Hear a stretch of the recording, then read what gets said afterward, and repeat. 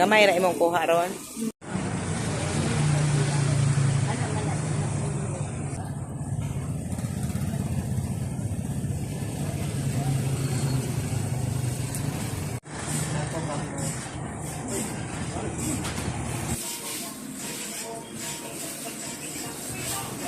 Buong akala ni Lola ay iniiwan ko lang siya ng basta-basta sa umagang ito. Akala niya ay bigla na lang akong nawala, pero hindi niya alam, bumibili pala kami ng pandesal para sa kanya at hindi niya din alam na ibibless ko siya sa umagang ito. Alam ko hindi ako masyadong mayaman, may mga pangangailangan din ako, pero hindi yun magiging hadlang para makatulong tayo sa kapwa natin tao.